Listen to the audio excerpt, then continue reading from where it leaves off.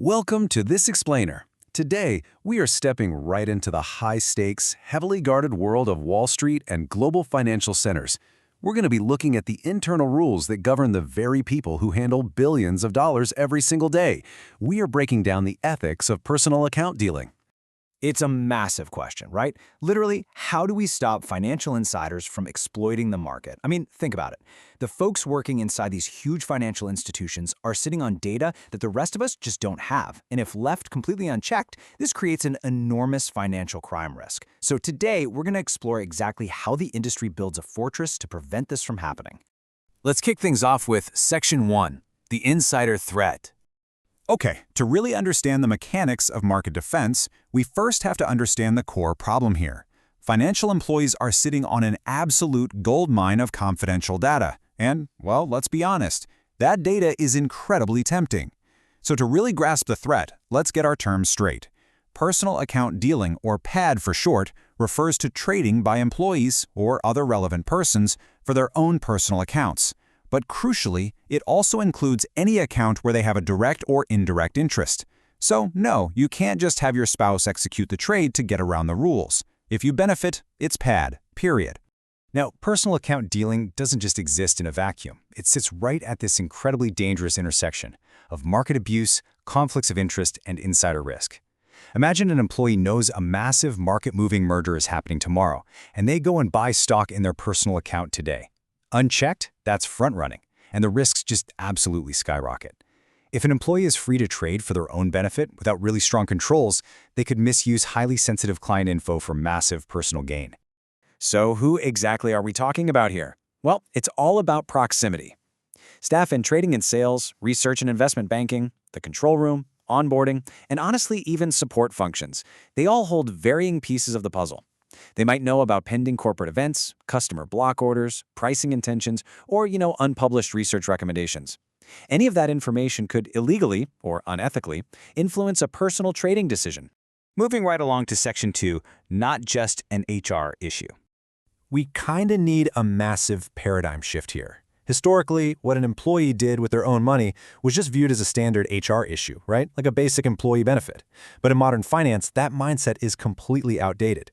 Today, personal account dealing is recognized as a vital market integrity control area. It is a core defense mechanism. The whole philosophy behind these restrictions is actually pretty simple. The concern isn't that employees invest personally at all. Of course they can invest, but that their personal trading might be influenced by information that's totally unavailable to the wider market, or, just as importantly, information that is inconsistent with client interests. Unchecked trading creates massive conflicts, and the rules are there to ensure the client absolutely always comes first. All right, let's look at Section 3, the regulatory playbook. Because the stakes are just astronomical, global regulators don't just, ask firms nicely to keep an eye on things. They deploy these heavy-hitting frameworks designed to force firms into proactive, ironclad compliance. In the UK, you've got the FCA using COBS 11.7, which focuses strictly on preventing the misuse of confidential info. Over in Europe, MiFID II demands really robust organizational controls. And in the US, FINRA relies on Rules 3210 and 3110. The global consensus here is a strict mandate. Map the risk, control the organization, and supervise your people. Let's zero in on the U.S. securities framework for a quick second to see a really specific, concrete regulatory anchor in action. Enter FINRA Rule 3210. The absolute crucial point here is that FINRA Rule 3210 requires an associated person to get prior written consent from their employer before they open or establish a trading account at another financial institution. And why does this rule exist? Simply so personal trading cannot be hidden outside the firm's normal oversight environment. Because let's face it, if a firm doesn't know the account exists, they can't exactly supervise the trades happening inside it, can they? Which brings us to Section 4, practical trading controls. So we know the overarching regulations are incredibly strict, but how do compliance officers actually lock down these risks on a frantic trading floor? Well, they rely on an absolute arsenal of everyday tools. They use restricted lists and watch lists to flat out ban trading in certain issuers. They have pre-approval requirements, meaning you have to literally ask for permission before you click buy. They enforce holding period rules, so employees aren't just day trading all day, and blackout periods around major corporate events. Finally, they demand duplicate confirmations or direct broker feeds, followed up by some seriously rigorous post-trade surveillance. Let's look at how this plays out in a real-world sequence. Step 1. Pre-clearance. The employee submits a request, and the system checks it against their specific role and the firm's live transactions to make sure they aren't exploiting privileged info. Step 2. The system applies those holding periods and checks for blackouts. And Step 3. Even after the trade happens, post-trade surveillance monitoring kicks in to ensure the actual executed trade perfectly matched what was approved in the first place. It is a tightly sealed operational loop. Finally, let's wrap up with Section 5, Proof and Supervision. Look, having a fancy system is great, but it's totally useless if you can't prove it actually works. This is the final, ultimate layer of defense. Let's look at FINRA Rule 3110.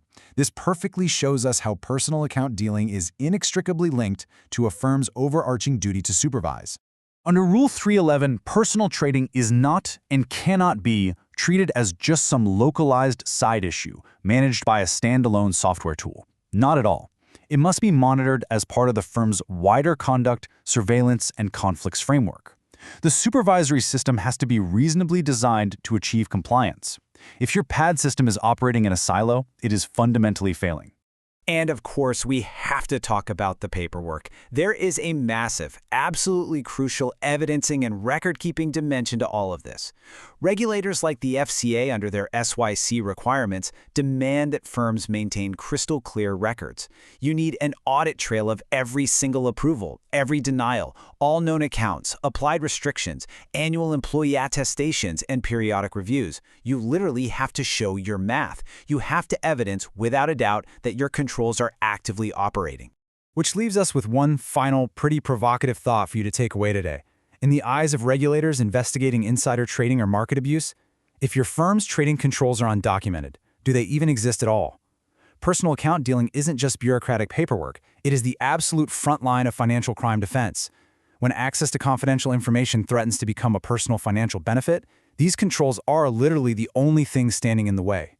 Thank you so much for joining me on this explainer, and keep questioning how the complex systems around you actually work.